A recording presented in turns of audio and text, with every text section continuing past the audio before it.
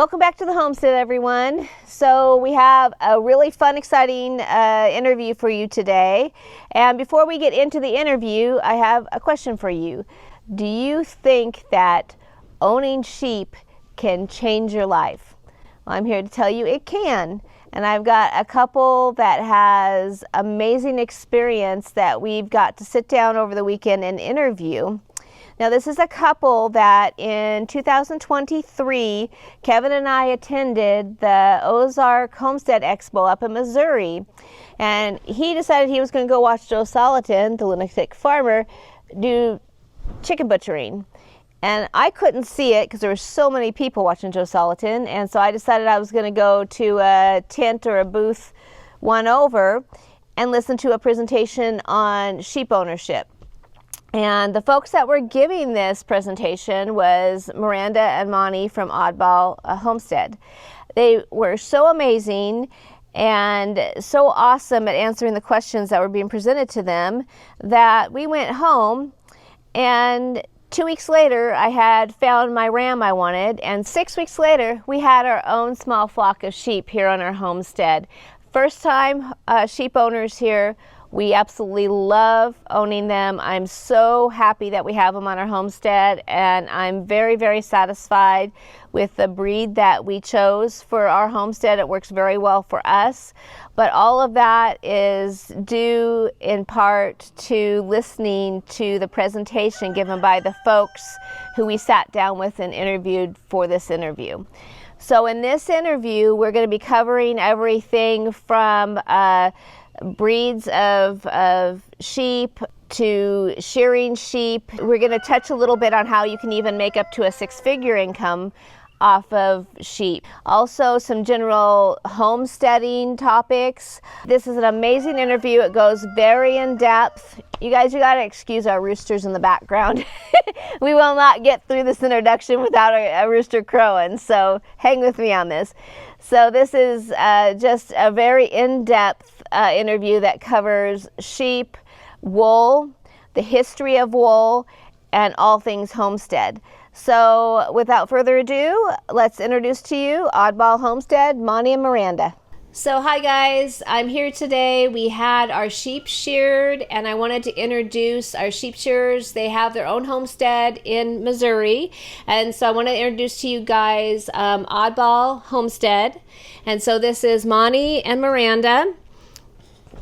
And they have so graciously agreed to answer some questions on raising sheep, the sheep shearing process, some wool, because Miranda deals in wool quite a little bit, processing and such.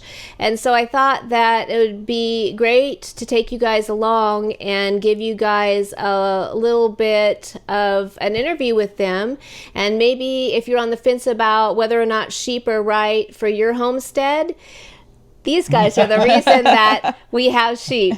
So this might help push you over the edge and convince you that sheep are amazing. So with that, maybe you could give us, how did you guys get into sheep? Oh, we started with our first homestead. We started with sheep. We knew that they were one of the easier to take care of when we did rabbits and chickens and stuff, and we were raising out steer.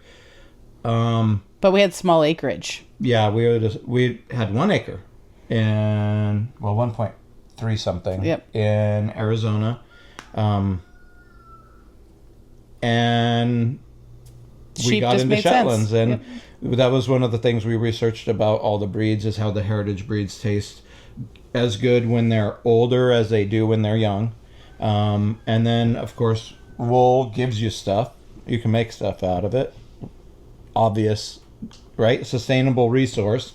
And the milk is, when you're doing your milk line,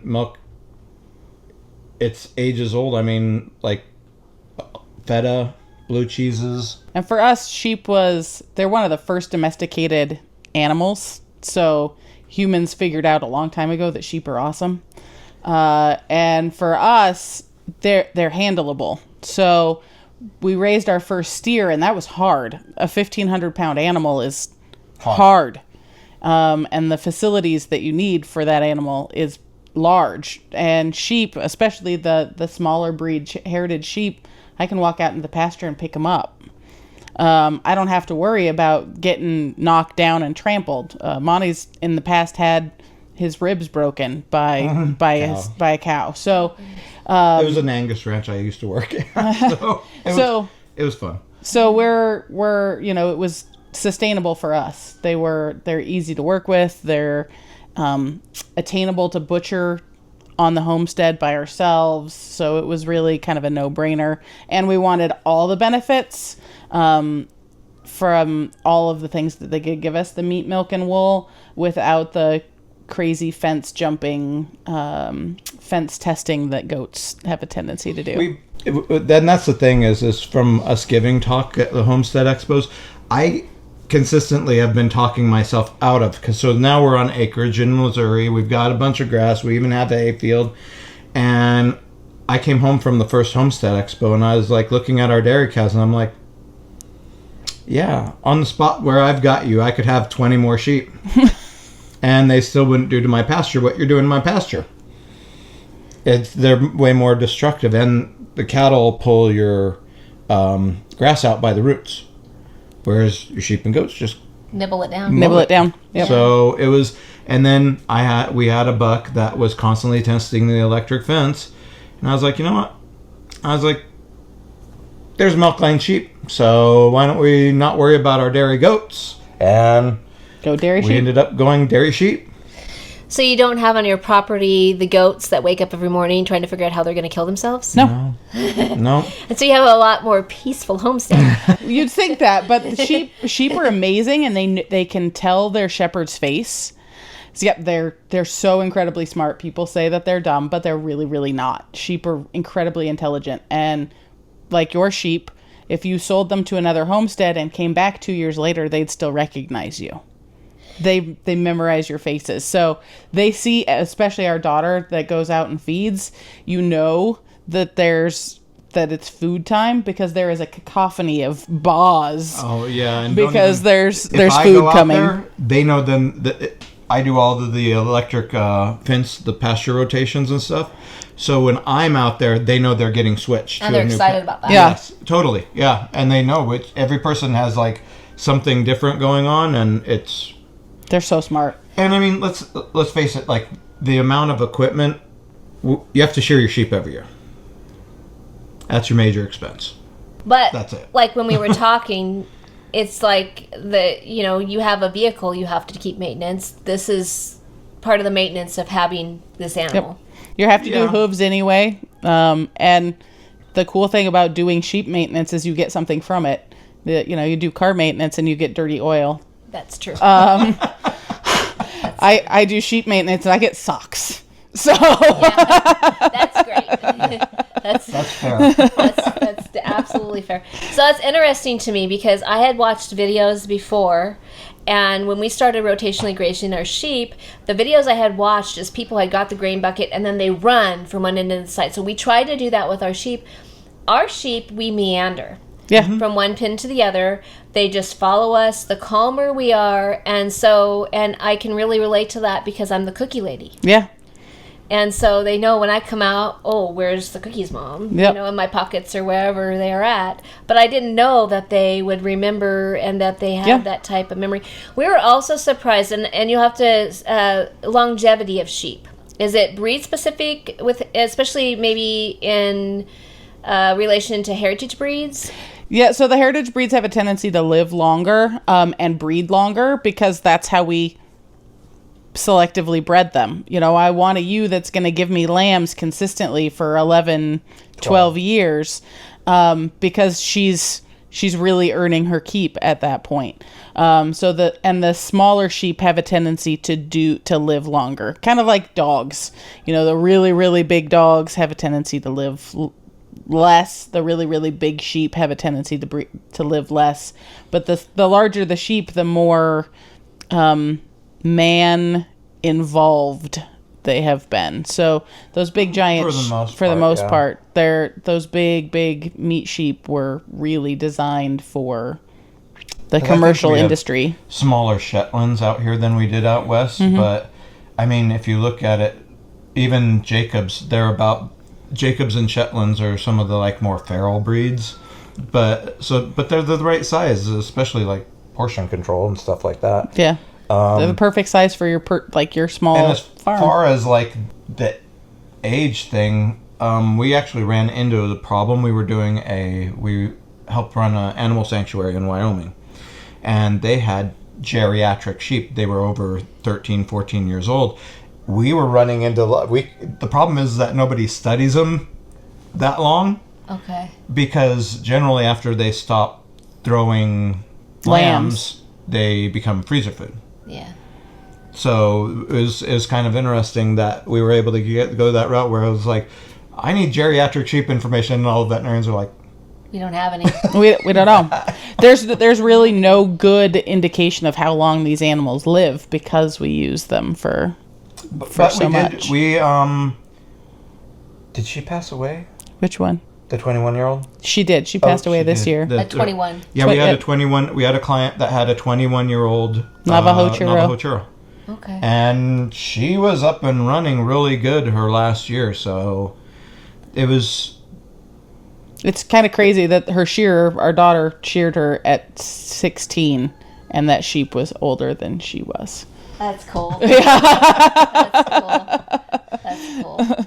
So, heritage breeds. For viewers out there that might not know much about sheep breeds or about sheep in general, your favorite yes or don't care no, and why would you go with heritage over a commercial bred, more of a commercial line, if I'm saying this correctly? Yeah. I mean, what's your favorite? Well, I mean, if you think about it, I'm all for all of the heritage breeds. When you have these long lines that people have been breeding for very specific things, sometimes you don't want to mess with perfection. That like a whole bunch of people did this for a long time to get this where it is. I probably shouldn't mess with it. So our heritages are the more ancient breeds: Shetlands, Icelandics, blue-faced Leicesters, Border Leicesters. Merino is technically a heritage breed, though it has been bred up considerably. Navajo churros. Well, and if you start getting into like all the other countries and continents and stuff, you can do more of a research on the breeds that are specific in those areas, and you'll find that those are the ones that a lot of people end up liking. The reason I tend to go with them is because those heritage breeds truly tend to be like the trifecta of the sheep world. So you are getting the wool, milk, and meat out of them. And I know, like I was telling you earlier, or no, the other gentleman, David. Yeah. Is our first flock were Shetlands. And when she got to be 11, 12 years old and wasn't throwing lambs anymore, we ate her. It's funny because I had just gotten through culinary school, and our lamb time was Oregon raised hair sheep, grass raised, grass finished, no antibiotics, like as organic as you can get. It was good. It was really good. Our sheep were better. So the Shetland were better. Oh, hands down. If you look at the old world, what are you going to do with that old ewe that's not giving you lambs anymore? Well, you have to find an outlet for her, so you're going to eat her. Mm-hmm. You don't want her to taste like gamey, gross that. So they were really thinking of the whole animal and the whole process when they were selectively breeding those heritage animals. So that's I like them considerably more than like a production, like say a Hampshire or a Suffolk. Those lambs or those ewes get to 2 or 3 years old and you're filling the freezer for your dogs because you can't stand to eat them. Where even my rams out of general rule, yeah. There's always exceptions, yeah. But you're out of rut on a heritage breed. That ram is not going to taste gross because he's out of rut and he's not stinky. So his meat's not going to be stinky. I wouldn't butcher one in rut unless you want to feed it to your dogs. But they're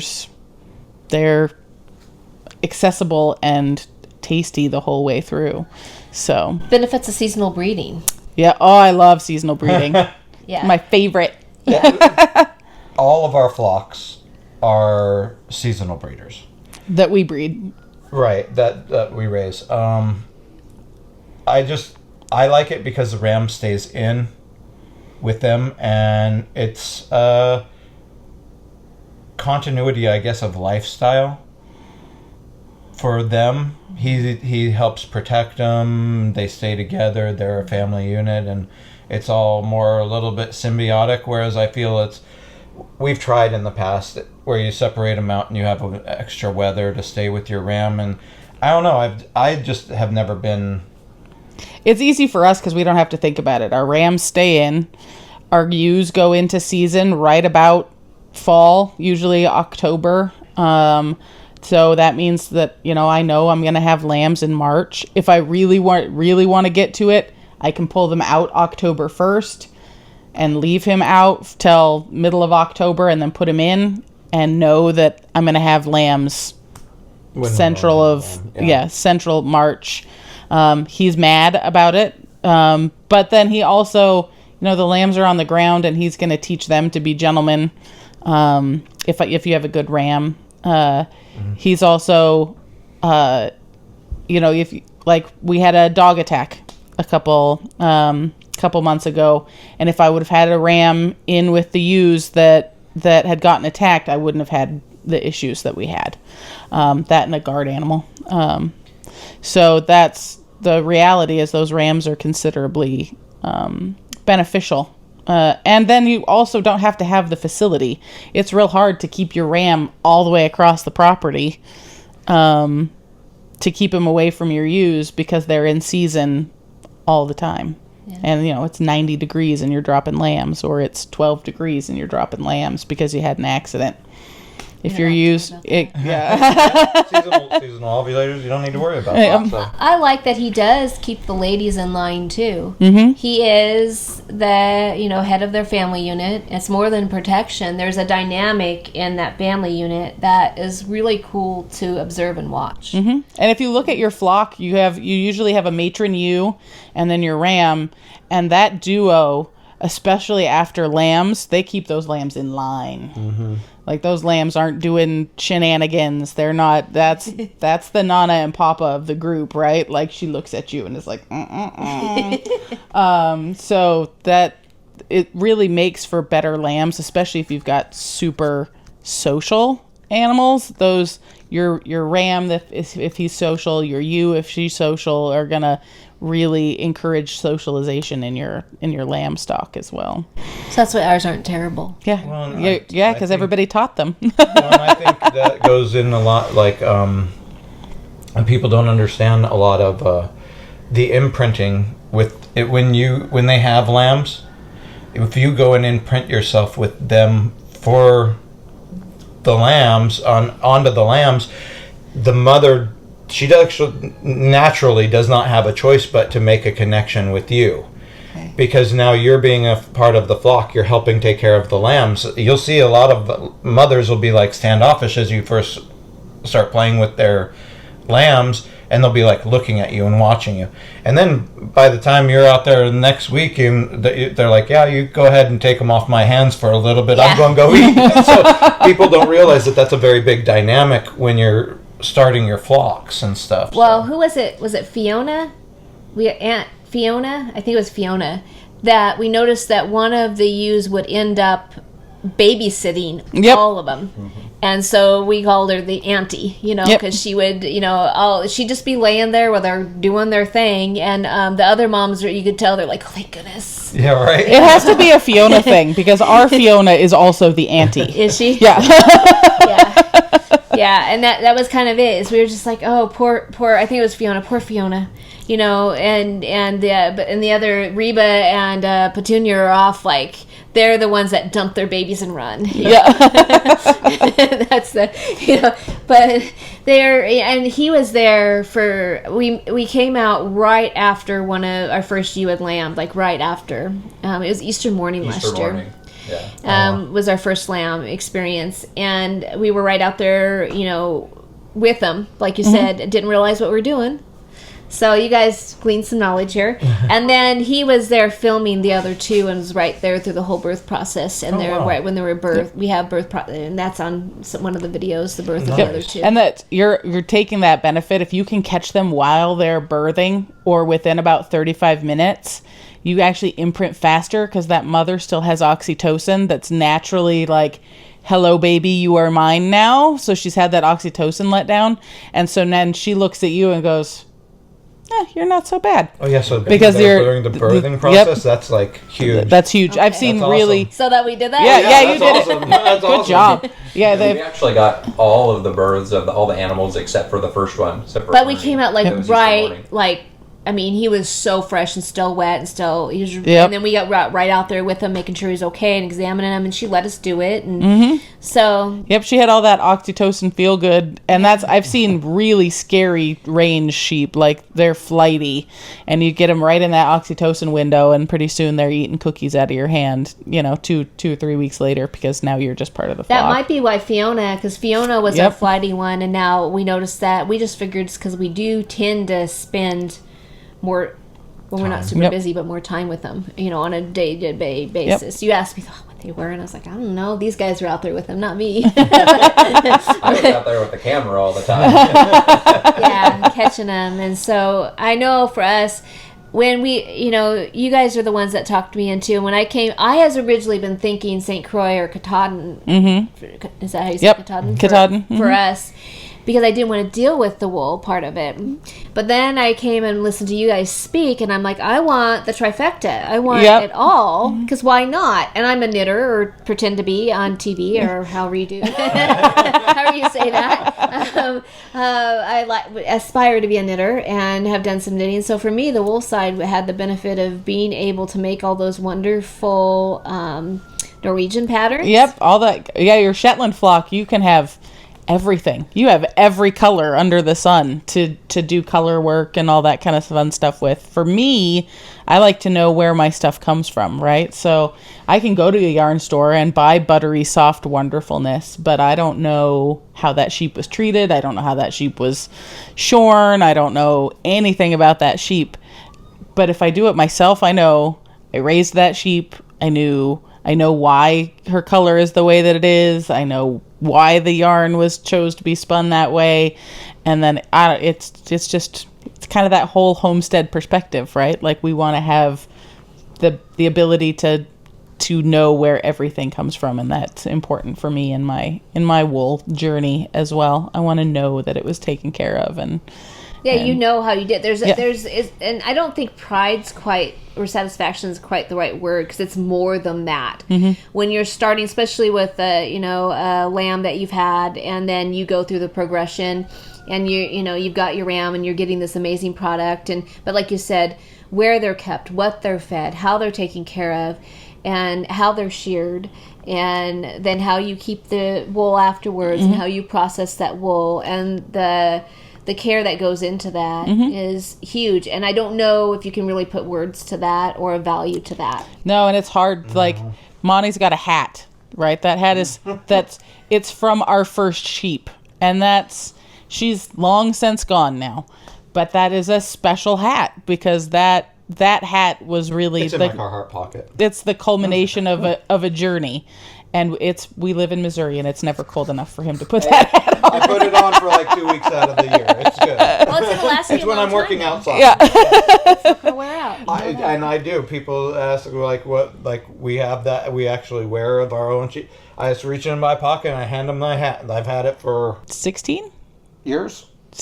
How old are you? 14 years. 14 years. Maybe go into, if you have a minute, why you started shearing. I know I've heard the story, and kind of your journey on the importance of keeping these wool sheep lines going, micron counts. I mean, just, you and I kind of discussed, is it the wool houses, and they don't have as many as they did? Wool mills, yeah. Wool mills. Yep. And just kind of the quest to keep this heritage and this history going.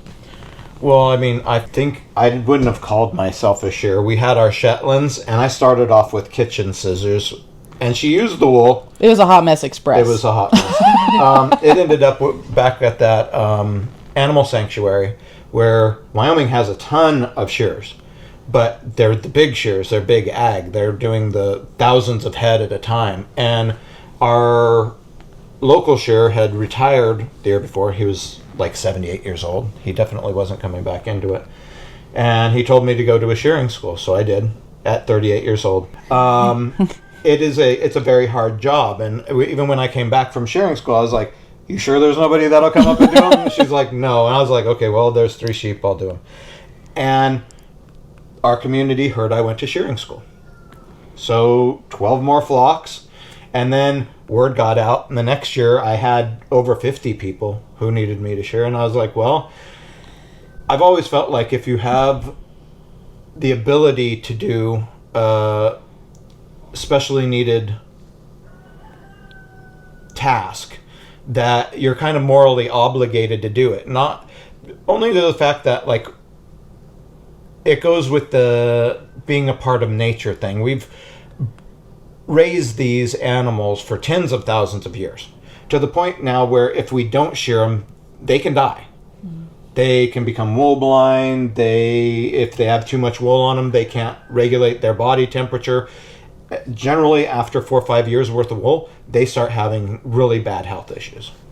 Mm-hmm. So you're kind of morally obligated to the sheep that, hey, our people did this to you, so we're kind of obligated to take it off of you and use it every year. And then it ended up being, from a homestead perspective, like, why wouldn't I have that? Like, if you're thinking about the wool, we've got a lot of clients who, at the very minimum, they're using it for the nitrogen that it gives back into the garden.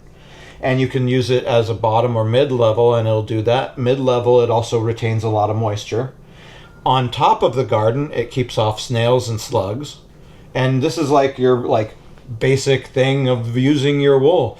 You get into more of the fun stuff, and you're using it for rugs and wall tapestries and clothing and dryer balls, and then insulation. And people don't understand that, like, the R factor. Yeah. And that was from the first year. I had somebody matter of fact, I have an apprentice who asked me that at the first homestead conference we talked at was, what is the R factor?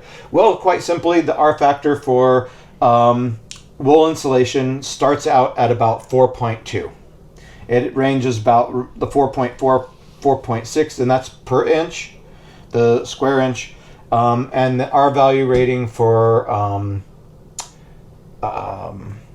fiberglass. Sorry, it is around 2.2, and for rock wool, which is it's like cotton chaff and what's that other bamboo stuff like that, is around 3.2. Okay. So if you're looking at it, it's so significant, like it's double fiberglass at its minimum. Oh, wow.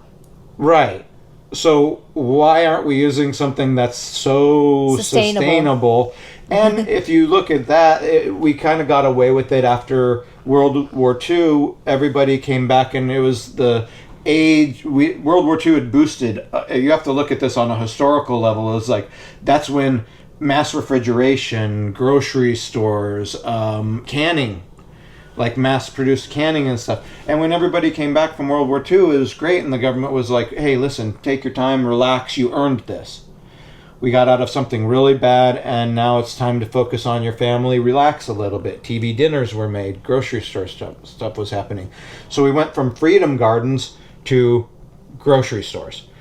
And we took that step away from being homesteady to mass commercialism. When our skills began to diminish and quit being taught at that point. Yes. And that's really, we started to see a huge decline in the production of wool.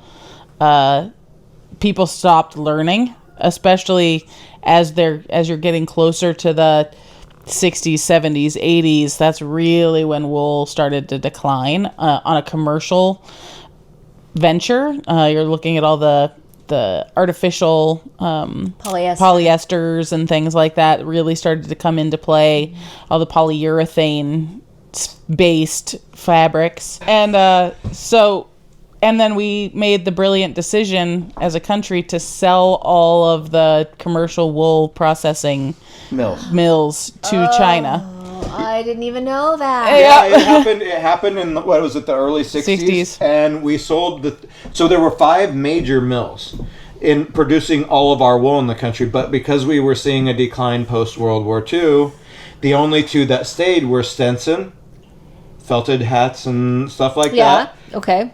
And the military, the U.S. military. Oh, for their wool uniforms. Wool uniforms, wool blankets, because why? Because wool retains its heat even when it's wet. What do your soldiers need out in the cold? They need something that is dependable, it lasts a long time. Fireproof. It's fireproof. It's fireproof. It's antimicrobial, it's antibacterial. Like, it's literally the king or queen of, it is the royalty of fiber. Yes. And then our industry started slacking. And Australia's industry started picking up. And then Australia had a brilliant marketing plan. Kudos to Australia. They really started pushing their Australian wool, and that really started moving people away from American wool. And now we're not even in the top 5 wool producers. So, in the whole country, there's 500 registered shearers like Monty and MJ to the 35,000 sheep. Or 35 million. Sorry. 35 million sheep. So we have 35 million wool sheep. Yeah. And that's encouraging. Yeah. Well, but that could be potentially one flock in Australia. Two problems is, one, we only have 500 North American shearers. We only have 500 North American. So we export 5,000. So we bring 5,000 shearers in every year. That's 10 times how many shearers we have at home. Because everybody thinks that if you have sheep, you shear, right? No, we hire you guys to shear. Yeah. And I think that's where I was mentioning that, like, everybody has the assumption that if you own sheep, you shear them. But we've gotten so far away from it's really an art form. It's a very hard job. Don't watch YouTube and TikTok. It's all staged. Real shearing for homestead is really hard. You're getting the big production guys in there. That is a job. It is a job.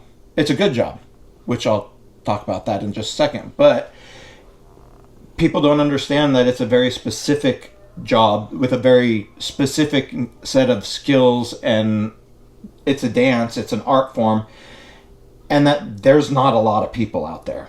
And that being said, we have been quasi-retired for the last couple of years. And so we do homestead shearing. And we generally make between the end of February through March and April and part of May is really our core shearing times. So during that time, we make about $20,000-$30,000, depending on how much we're willing to go out and shear. Mostly weekends and small homesteads. It's almost like our homestead. Yeah. Right. It's I'd have to say probably our average flock size is about 20. And it's Saturdays, Sundays, and sometimes Mondays. Yeah, Saturdays, Sundays, and sometimes so it's about 3 days a week. It's not a full-time job. The homestead's a full-time job. Homesteading is a full-time job. Yeah. It's not like a lot of people see on hey, I can go do this. Yeah, as long as you're willing to put the full-time hours into it. Then there's the level that I used to be at, which was a circuit shearer.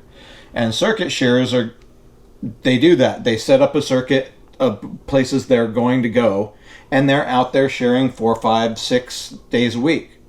And generally they make around 75 to 85,000 to about 120, depending on how much work you're willing to put in. But that's if they don't go across the pond to Australia or go across. That's just if they're traveling and doing small flocks. Traveling in the United States. That's just traveling. Then there's working for the big guys, the big ag guys where they're running on a board, and basically what you have is you have a ramp that the sheep go up, and it ends up their feet are about level with my waist, and I push down with my foot, and it opens up the side. I grab the sheep, I pull it out, and then automatically it's on its butt. And they shear. And when they're done, they let it go, and they grab the next one. That's big ag shearing. Those guys make around $185,000 a year. It's a excellent career. The largest shearer in North America is 65 years old, and he still puts down 250 head a day. Wow. And then on the other side, you can choose to go to Australia, because our season is the opposite of theirs, and you can work there. And those guys that are going both sides, they make about 250 a year. Yeah. And so if you and you get to travel the world. Literally, yeah, it's like a lot of fun. But for those homesteaders out there that are already have wool sheep, or are thinking about getting sheep, this would be a great side hustle. It is a great side hustle. And there's a need for these smaller, like, I don't know what we would have done if we hadn't been able to call you all up and, have you come out, and, I mean, I guess we would learn. But Well, and there's other people that come through. I mean... But they're not you guys. Aw. Thank you. Well, and the reality is that, 50, 60, 70 years ago, you used to go to the grocery store or downtown or your church, and you'd see the shearer. Fairgrounds. Every fairground, every fair, you would see your shearer there. They were a micro. It's like knowing your local plumber or knowing your local electrician. They were just... That's also going down. Or your farrier. Farrier. Yeah, or your farrier. Like, those were all people that you knew. Well, now we're traveling sometimes 500 miles one way to get to a flock. And that's just regionally. Mm-hmm. We're not going thousands of miles. So for homesteaders, please go find a shearing school. Just take care of your community. Take care of your little micro bubble that's 20 miles around you. Nothing like bringing in, everybody's looking for extra income for their homestead. This is if you're willing to put the hard work in, it's a good one. Good side hustle, yep. For sure. Oh yeah, definitely. I mean, I know we paid off a bunch of big projects, but if you were even doing it, if I was just doing a 20-mile radius around me, I'd still be bringing in a few $1,000s during shearing season. Nobody says they don't need that extra couple $1,000s. That goes to usually funds like one decent sized project. And that's also keeping yourself fully sustainable. We've talked with Monty, and Kevin's got some back issues, and Andrew's turning 18 and not going to be here forever. And I'm just not going to, at my age, probably take it on. So for us, we've agreed that we're going to bring in these guys as long as they're willing to come see us. But for all y'all that truly, want to be fully sustainable, learn to shear your sheep. Yeah, even if it's just your own sheep. Yeah. Yes. I always tell people, even if you just have sheep, know how to use the shears. Go to a shearing school so you know how to use the shears in case of an emergency, because I'm 4 hours away. Yeah. Not from you guys, I'm only 2, but... And that being said, if you're even thinking about getting into sheep, I would say look first, find a shearer. If you're even looking about getting into sheep, because that's going to be the hard part. And then find one that you trust. It's ask for client references, because just like every profession, you want to make sure that you're really getting what you want out of it. Just because somebody says they can shear doesn't mean that they're do it to your standard. So ask for references, ask for pictures of their sheep that they've shorn, and if they're a viable, realistic person, they're gonna be able to give you that stuff. Or if you're looking at being a shearer, just be honest. I say that about your quality of work, because the only way you're gonna get better is to do. So just putting it even on your local Facebook, chat group, homestead group. I am looking to learn. There's people out there that are willing to let you learn on their sheep, because without you, we don't have any more. We're going to end up having no more shears. Yeah. We have the Extension USDA office that puts out all sorts of classes and things. Mm-hmm. You could advertise on that as well for being a shearer for your community. I think also there's a lot of people who don't know where to go. I find a lot every single year that people are like, oh, I didn't know. You want to go to American ASI, so American sheep industry. You want to go to American wool industry. You want to go to pretty much any of the small breed registries. Facebook page. Or the registries. The registries. And honestly, you can contact your local university's ag extension, and they generally have where you can go to, because we put on classes through those things. And then your state's local sheep. So, like, our state has the Sheep Producers Association. Okay. Other states have wool growers associations. Those guys are a resource. They're a huge resource, and they want you to be sheep people. Because they see the benefits too, and then they have the resources to help you find people that you're looking for. And it even breed specific. A lot of the sheep producers pages will have, if you're looking for a specific breed, they want you to stay in your state. So they'll have breed listings so you can find the breeds that you're looking for. And in that regard, there's also a fun thing. There's a lot of sheep organizations out there.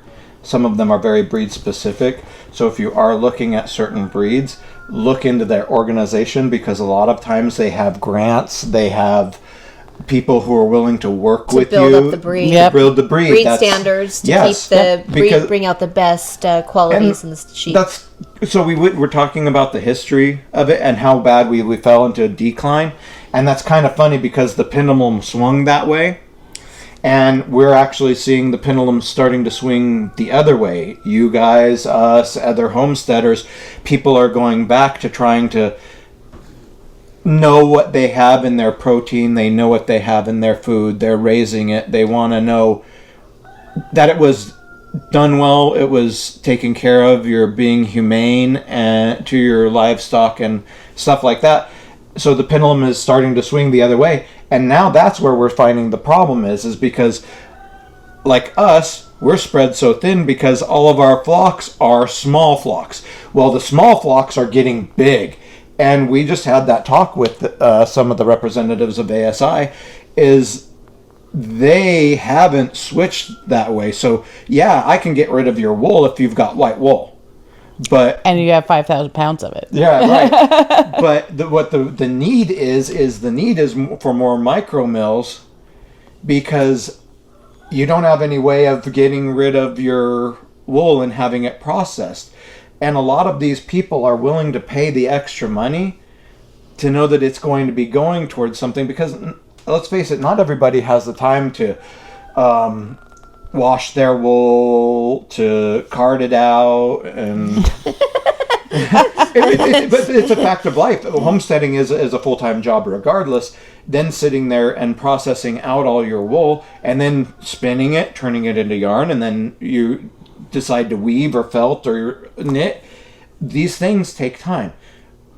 That being said, my hat was made that many years ago, and it'll probably last me until I'm dead. So if you want to go out and buy the $5 Walmart thing, then the homesteading thing isn't for you. The wool thing shouldn't be for you. If you want things that last and are made at home and made with love and made from your sheep that you took care of, yes, by all means, that's an excellent. Even if you don't have the time to do it, we need those mills, and we need to be the people speaking and raising our voices so that everybody else can hear us. And again, that's another revenue stream for your wool sheep. So we're pro wool sheep. There's a lot of hair sheep out there. They grow beautiful meat. They grow beautiful lambs. That's another revenue source. But for us, the wool was another revenue source. So I have the ability to process and spin and weave and do all those things. But where I sell most of it is raw fleeces. I can process it, but it's not reasonable for me to think that I'm going to process 2,000 pounds of wool a year. So taking fleeces to festivals or selling them online to people that are hobbyists in cities or hobbyists even in the country that don't have a specific breed, they're going to buy that fleece, and then I've got another revenue source. So wool is really, it's a sustainable, and then that sheep is going to grow me another fleece next year. Well, and that's what I think is actually kind of funny, is we all talk about like renewable energy sources and all of that, when the reality of it is it's literally in your backyard. Mm-hmm.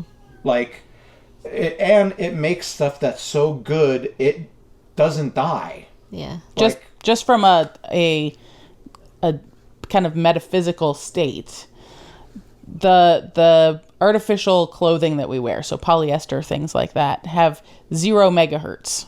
The vibrations. The vibrations of it. Yeah, you've got wool and you've got linen. Yep. Go for it. So even a carcass has some sort of electrical vibration to it. The artificial items don't. Wool actually enhances. So if you're in pain, or if the wool actually helps those things. Cancer patient. You'd want wool to get full on 100% wool because it's healing. Yeah, you're living with nature. You're not trying to combat it. You're not trying to be better than it. It's already perfected. It's all good. And that's the thing is like the wool, like if I got near a fire, my shirt's going to melt to me. Yeah. If I get near a fire with a wool sweater on, it's not. Yeah. And in addition to that, it breathes. I can wash it. I can take care of it. I might have to mend it every so often, but it'll last me a lifetime. Yeah. It's that hardy of a fiber. Whereas the stuff that we're engineering, it's not. It's plastic. It's oil. Yeah. It's a petroleum-based product. And so everybody's worried about microplastics. Right. What is the biggest organ in the body? Your skin. Yeah. Right. It's microplastics on your skin. You don't think that? I mean, it's just. It has to have some type of backlash, right? Like at some point, physiologically, it has to have. Like we don't even know what the long-term ramifications are for the stuff we're doing, and nobody's put thought into that. Is there a way we can come back from that? I don't know. Yeah. And that's because now that we're finding it at a cellular level, I don't know. Sorry. Yeah. We love our kids. So. Yeah, we love our kids. There was a bandwagon, everybody jumped on it. So, but like we were talking about, that was 50s. I mean, and I think the beautiful thing about homesteading is the whole way of life, the whole regenerative way of life, the whole going back to, I mean, the seasonal value of homesteading. Oh yeah. Because we get into the flow of not just the weather patterns, but we're watching the peach trees bloom and praying that there's not another freeze.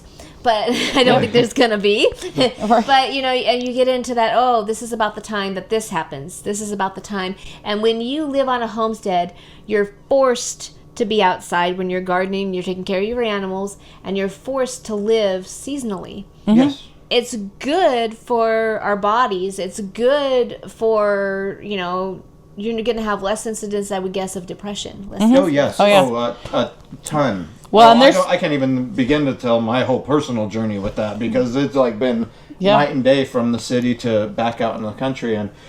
And you know what? That, just like your peaches, that's something I found, Italy had a very seasonal lifestyle community and stuff like that. He was a paratrooper. Yes. He was stationed in Italy. Randomness. Random fact. But that's one of the things that's so much fun is you're sitting there and you watch them go from that blossom. You watch the bees interact with it, and then it starts forming this fruit, and you're waiting and it gets all ripe, and then all of a sudden you have peach cobbler, and the anticipation was there. That peach tastes better. No matter what, that peach is going to taste better. Everything on a farm tastes better. Yeah. Right. It's kind of like when you're camping, it tastes better. But everything on a farm, it's fresher. You're eating it. Yeah, it's right there. My eggs that my chickens are growing or hatching, or not hatching, my eggs that they're laying, they come out and they get eaten within a day or two. They're fresh and they're free ranged. And they're bright orange. Yes. They're not yellow. Yeah. Eggs aren't yellow. They're almost like a reddish orange color. Yes. And the nutrition value. Well, and that's the thing is people. When I went to culinary school after I got out of the military, one of the classes I really loved was nutrition, so I minored in nutrition. And people don't understand that from the time that it's picked, that's where they're getting their nutritional value for it. It degrades. It degrades quickly, quicker than people know. So the longer it's been sitting on a shelf, in a truck, in a refrigerated cargo like trailer, all that time, it's leaching nutrients, it's all the minerals, it's dehydrating. And there's a reason why they spray water on all the things at the grocery. It's because it's dehydrating. And so when you get your stuff out of your garden, it has all those nutrients. Mm-hmm. When you get it at the store, it has like a quarter of the nutrients that you are really expecting to get out of your food. So those folks live in the cities, you recommend farmers markets for sure. Oh, yeah. Well, yeah, and that was a kind of a culture shock, too, from when I was over there, is even people who lived in apartments had, like, little balcony gardens. Mm-hmm. Nothing big. A lot of times it was, like, something cute that they wanted to wait for, like strawberries. And then, like, the necessity ones, like you use a lot of tomatoes, or you find yourself using a lot of green beans. They'd have pole beans, bush beans, and you have that. You can still do that here.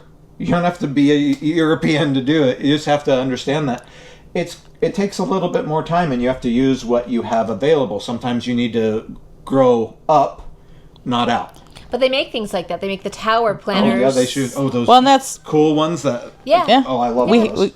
The reality is that you can be a homesteader and still be in the city. Yes, homesteading's it's a mindset. It's a set of skills that you can develop right wherever you're at. Yeah, and that's even for. So I'm a sheepaholic, right? So we have lots of sheep, and we're gonna get more today. In about a couple hours, we're picking up more. And the reality is that I couldn't in the beginning have sheep on my property, but I wanted to do things with the wool, so I supported somebody that had sheep. And a big portion of our business is supporting people that have things that we don't have. So we barter a lot. Mm-hmm. Matter of fact, we barter for sheep. We barter for spinning wheel. Yeah. We've bartered for pigs. We've bartered for everything. Mm-hmm. So that it's, that's the cool thing about homesteading is if you're a computer networker, but you have a specific skill and you want to, and somebody else they need a whole entire thing wired, trade for it. That's a real. And along your lines, like when you're saying like you can be a homesteader anywhere, it's kind of a mindset. It is, and I'd like to remind people to check their like local laws. When we first started our homestead, we were in Phoenix. Phoenix had great laws when it came to chickens. You're allowed to have 24 hens, and it didn't matter your plot of land. Like, you could literally live, if you had a backyard as an apartment, which we did at one point, and you're still allowed to have 24 chickens. No roosters, they crow. I've heard louder hens when they're having an egg. So. But one of the things we were allowed to have in Phoenix was our goats, because we had Nigerian dwarfs. We had Nigerian dwarfs, so they fell under, and this is kind of like a life hack here, is because they were so small, then they fell under pet category. They didn't fall under livestock category, so we were allowed to have them in the city because they were our pets. And they were. They were great. Byproduct of that is delicious, yummy, creamy milk. Yep.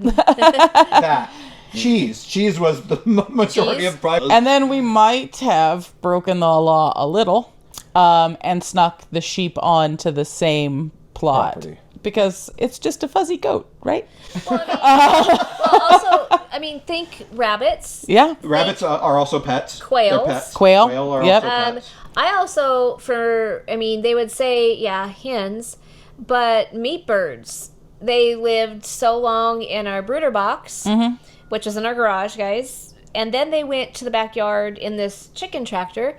But they're only on your property for 8 weeks. Yeah. And they're not very loud. Mm-hmm. Well, especially when people are home. You've got the bustle of cities, like during the day when you'd have your little tractor out there. At night, they don't make noise. They don't. Everybody's going to be like, what is that? Rabbits were just as easy. Yeah. So I love, encouraging, because that's what we were, I've gotten comments on the channel from those that say, yeah, but I live in the city, I can't do that. No, you and can. Oh, you can. You can. And if you don't think you can. Well, we lived in the city. We did, and we did it all. We had chickens anyway. We had a rooster. Well, Honestly, one of guys, we our- had a rooster, and anybody that complained, we gave them free eggs. One of We our had a friends- rooster, and he just stayed in the garage until after sunrise. Nobody could hear him, and then after sunrise, he went out. He was with the ladies. He did his thing, and then at night he went to bed, and he just didn't get let out when the girls did. Yeah. And it was fine. Well, and we have a friend. We were starting homesteading when he was starting homestead. His name's Nick. He runs the Hostel Hare, so it'd be something you can look up. He started in his garage in Phoenix. Rabbits. raising rabbits, and now he's one of the larger producers in North America. It's just awesome. He actually manufactures like the He uses humane slaughter methods, and stuff like that, and he produces manure for I was gardens. going to say, and man, rabbit manure is a cold manure. You can, Yes. you can put it immediately on your garden. It's one of the best things. And people are selling that. That is a side hustle. It's of another raising side rabbits. hustle. And if you have a guard llama, and another one. and they don't make. And here's the thing: is you just have to be responsible about it. You don't want to hoard rabbits to the point where you smell rabbit in your garage. You want to keep things clean, and you keep the proper community. amount. Like a doe and a buck will produce more meat than you could actually imagine, because they're having size like 10 kits a litter. Kits a litter, and that's a lot. Yeah. That's a lot of protein It is that a you lot of have for your protein. house. Yeah. And you did it on your back porch or your garage, so it's all attainable. Yeah. You just have to work for it. And the other thing was making friends with local farmers or other homesteaders, because I know, I'll just use the example of Portland, Oregon, because I had lived around that area. Well, there's a huge food industry there, foodie industry. Well, there was a lot of food to table movement. You didn't have to drive very far to be in the outskirts of Portland to find a farm. Right. It's there. So if you truly want to eat this type of food and want to be involved in it, or like you said, you do something and the farmer has something that you want, well, you're the knitter. You can knit them a hat and trade them for much milk or Yep. And bartering can go much longer. Everybody thinks that it has to be us bartering for something. Not necessarily. I might need something. You might know somebody that needs something from you. You give that to them. I give my thing to you. They give them my thing to me, and we're all good. Yeah. I'd like to bring bartering back. We've bartered for chiropractic care before. And Kevin fixing a car for our car. Basically, he became the chiropractor's mechanic, and we got chiropractic care. Yeah. So, but do that on a homesteading level, guys, on how we can, because homesteading, part of it is community. Yeah. Yes, yeah, absolutely. And that is really what it needs to go back to being, is you need to know who's got the right type of meat, who's got vegetables. Everybody has their thing that they're into, their jam, vibe, whatever you're calling it, their skill set that they like to do. Our friend, she loves to garden, so we co-op garden with her. She's a single person, but she loves to garden.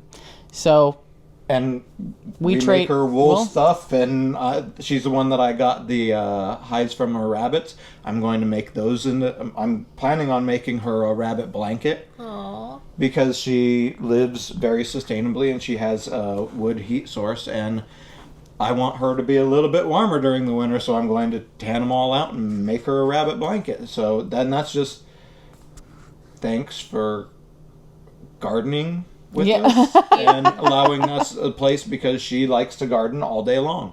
Yeah. Cool. I don't have that Much dedication. availability or dedication. Yeah, the availability, to do that for but sure. I love my vegetables, and if this is a way to get them, yes. Yeah. Definitely. Yeah, I wish we'd bring back. We just bartered a gentleman. He bought the eggs from us, but he wanted to try. We raise American breast chickens, which are a sustainable meat bird that you don't. they're sustainable. I guess. And they're red, white, and blue. Yeah, they're red, white, and blue. So we have a flock of those, and so he wanted to try one of them that we had butchered out. And so we traded him a meat bird, and he gave us some bluegill and some venison. Oh, nice. See, there you go. So, I mean, you guys just got to think, about, different ways of what you have that somebody else might be interested in and what they have that you might be interested in. We trade fence work for beef. Mm-hmm. That's a great trade. Yeah. Yep. That's a great trade.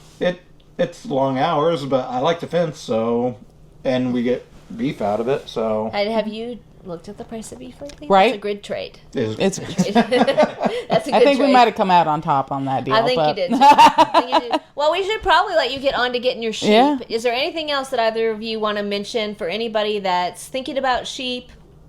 Any thing they should do before? We didn't do anything. I listened to y'all's talk at the homesteading Ozarks Homestead Expo. Mm-hmm. And we give talks a lot of places. Mizzou actually is going to have 2 events coming up that they're. What days? We don't know yet. We're in talks with them about that. We're going May to be sometime. out at Ozark Highland, and hopefully next year we're going to be doing the Little Rock Homestead Expo. And I don't know. I think probably the biggest thing about we both have. She was a non-profit business. I was for-profit business. And I think one of the things that we found overall lacking in the homestead community is networking, is reaching out. I get everybody's got their things that they do, podcasts. Some people do like YouTube and all that YouTube. stuff. They'll show their stuff, and I Instagram. think that's Yep. great. I really think, though, that what's going to make us all more successful is the more we tie together for the information that's out there. The transparency, the reality of things. And that's when you're looking at sheep, because that's what we're supposed to be talking about. It's okay. It's been a good talk. It's been a good talk. It's a homestead channel, so it's been a really good talk. Is really look at your environment, what you've got to offer sheep. Whether you are looking for, if you're all grass, then you're going to want to look for a breed that's really good at grazing. Talking about Yeah. sheep. Yes, know what your homestead is going to provide. That's going to be more specific to your breed of sheep. Did we do terrible? I mean, when you saw our pasture last year. No, you're good. You're good. But you We also just got lucky. yeah. Because we actually came back. I listened to them talk. Kevin didn't go to the talk. He was doing Joe Salatin and the chicken. He missed my joke then. Yeah, but I was there, and then I go and see it. Honey, I really wish you'd have been there. This was the best talk we've been at the whole entire expo, and we're getting sheep. And we had found the sheep 2 weeks after that, and we had them within a month later.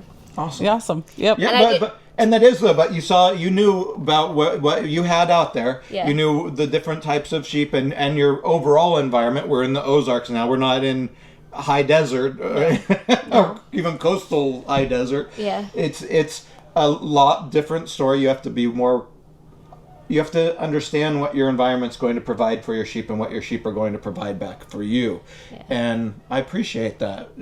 By the way, the joke she made was that everybody at our talk, she said, I guess we all know how to butcher chickens.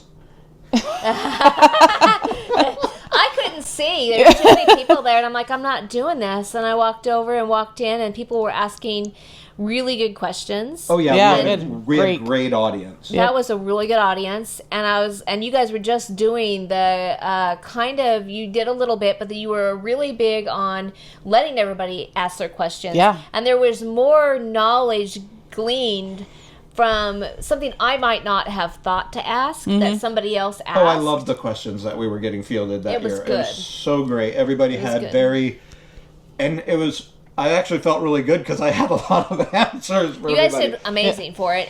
And so here, I mean, we have the heritage breed turkeys, we have the chickens, we have the sheep, and we have the goats so far. We raised the pig down at the neighbor's house, that video will eventually get produced, guys. All the pieces are in play. But I would get rid of the goats and the turkeys before I got rid of the sheep or the chickens.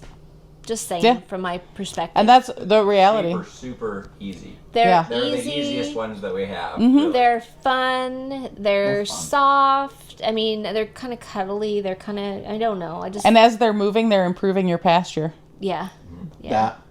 Yeah. And that's a super cool part. And it's really, you have to look at, if you're living in a forested area, you're not going to want a blue-faced Leicester because who graze. You're going to want a Clun forest sheep who, in her name, she's A forest sheep. She's a forest sheep. That's what she wants. So we always say look at your micro environment and then look at your macro environment. So what do you have? Which actually has different terminology and different sciences, but it works out in this way. Look at what you have on your homestead and then look at your region. Because what grows well here, so Arkansas, Missouri, isn't going to do well in Louisiana or Colorado.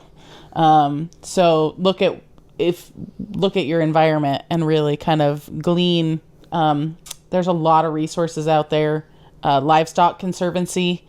I'm a big pro for pro Livestock Conservancy because we're saving sheep or other animals from the brink of extinction that have uses. And we're bred for a reason. So if you can get those, and then you're also increasing your revenue stream because those animals are more rare. They're more rare. Yep. Yeah. Which is funny because they're hardier.